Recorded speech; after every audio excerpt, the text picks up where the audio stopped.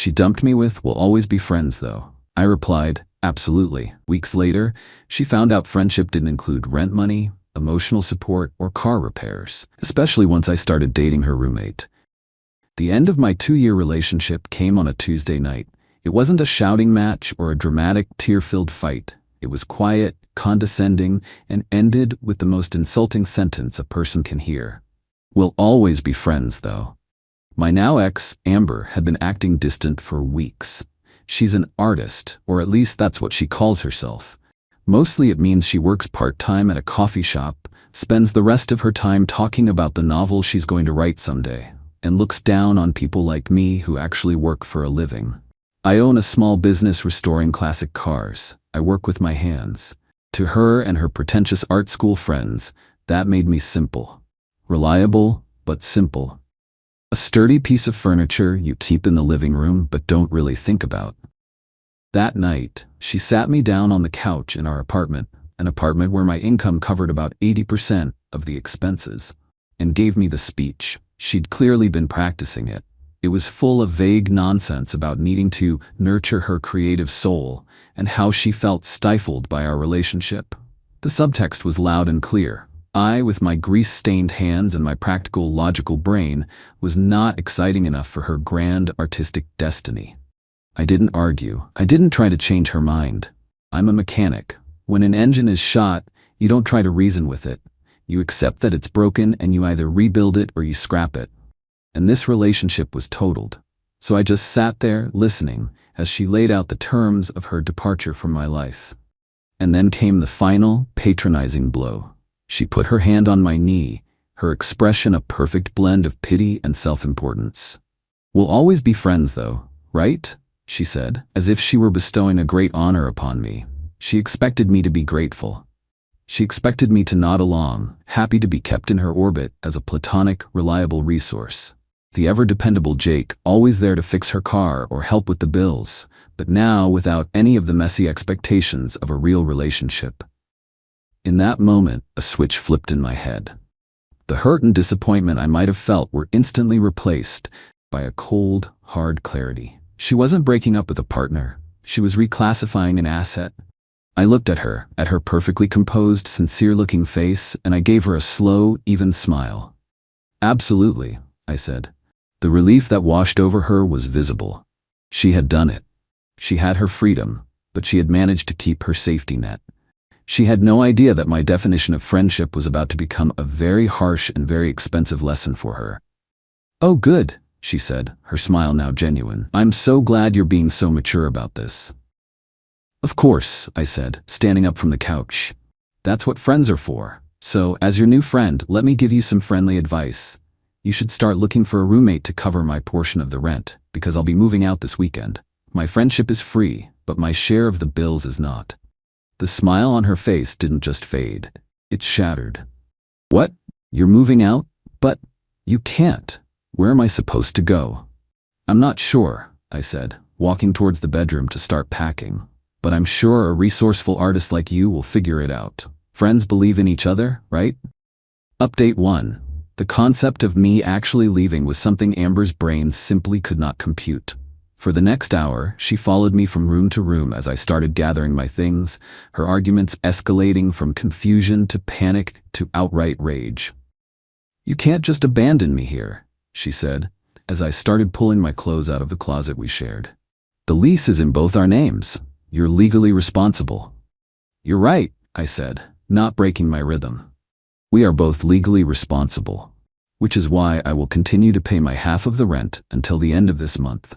That gives you about 3.5 weeks to find a new roommate to take over my spot. Or we can break the lease together, which comes with a $2,000 penalty that we would split. I'm comfortable with either option. The choice is yours." The mention of a $1,000 penalty, a sum she absolutely did not have, sent a fresh wave of panic across her face. Her part-time job was for what she called inspiration money, enough to cover her daily coffee and art supplies. I was the one who handled the actual cost of living. "I can't afford that. And I can't find a roommate in 3 weeks. You have to stay, Jake, at least until the lease is up in 6 months. It's the decent thing to do. We're friends, remember?" Friends don't force friends to live in an awkward, emotionally charged environment, I said, pausing to look at her.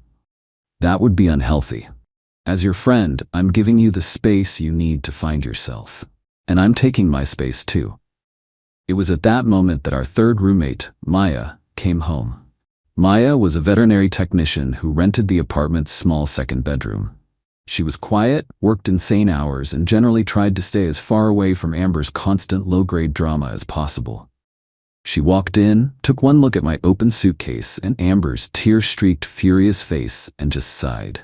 "Don't tell me," she said, her voice weary. "Her car broke down again?" "Worse," Amber wailed, turning to her for support. "He's leaving me. He's moving out." Maya's eyes met mine over Amber's head. I just gave a small, tired shrug. "We broke up," I explained. "I'm getting my things. I'm paid up through the end of the month. After that, you'll have a new roommate." Maya's expression was unreadable, but she gave a slow, deliberate nod. "Okay," she said. Then, without another word, she disappeared into her room and closed the door. She was a professional at non-engagement. Amber, deprived of an ally, spent the rest of the weekend trying every manipulation tactic in the book. She cried. She reminisced about our first date. She accused me of being a cold, heartless monster. I didn't take the bait. I just kept packing. My responses always filtered through the new, infuriatingly unhelpful lens of our friendship. "You're really just going to throw away 2 years of memories?" she'd cry.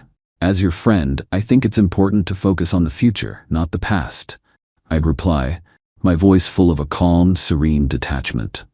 The first real test of our new dynamic came the following week. I had moved my things into a small, temporary apartment and was in the process of setting up my new life. I got a call from her on a Tuesday night. "Jake, thank God you answered," she said, her voice a frantic whisper. "The power just went out, and the internet is down. You have to come over and fix it." "Did you check the breaker box?" I asked. "The what?" "I don't know anything about that. You always just handled it."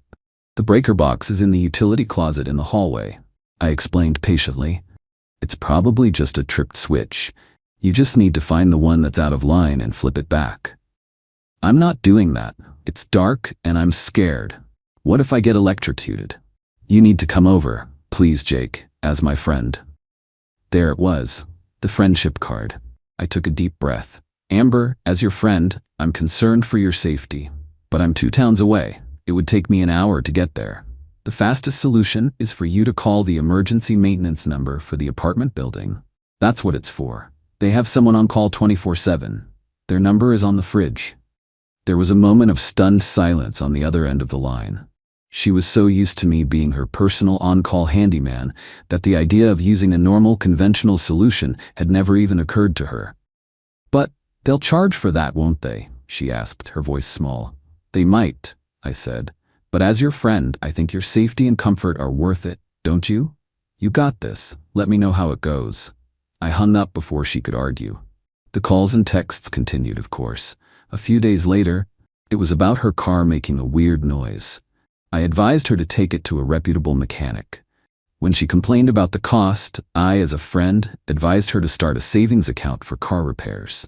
Each problem she encountered, a problem I would have once solved without a second thought, was now met with a wall of calm, friendly, and utterly useless advice. I was her friend. And friends, I was teaching her, don't solve your problems for you. They just pat you on the back and wish you luck. Update 2. The slow-motion implosion of Amber's life continued for the next month, and I had a front-row seat thanks to my new, unlikely friendship with Maya. After I moved out, Maya and I started texting. It began as a sort of battlefield intel exchange. She'd give me a heads up when Amber was having a particularly spectacular meltdown, and I'd offer my sympathies. I learned that Amber's search for a roommate was a complete disaster. She wasn't looking for someone to split the rent. She was looking for a replacement me. The ad she posted was a laundry list of demands. The new roommate had to be clean, quiet, financially stable, and willing to help out with household tasks. She was essentially trying to hire a new live-in boyfriend who would also pay her bills. Unsurprisingly, she had no takers. One evening, Maya texted me, sounding more stressed than usual. Her dog, a scruffy little terrier mix named Buster, was sick. He was lethargic and wouldn't eat, and she was starting to panic. The emergency vet clinic was on the other side of town, and she was afraid to take him on the bus. "Amber is out with some new guy she met at a poetry reading," she texted. "I don't know who else to call." I didn't even think about it. "I'm on my way," I replied. I drove her and Buster to the clinic. We spent the next 4 hours in the waiting room, talking about everything and nothing. She told me about the crushing pressure of law school, and I told her about the satisfaction of bringing a classic car back to life with my own hands. We learned that we had the same sarcastic sense of humor, the same no-nonsense approach to life. By the time the vet came out and told us Buster was going to be fine, he had just eaten a sock. Something had shifted between us. I started finding more excuses to see her. I offered to help her with her own car, a beat-up old sedan that was in even worse shape than Amber's. I spent a Saturday afternoon under her hood, changing her oil and replacing her spark plugs. I didn't ask for a dime. I did it because I wanted to.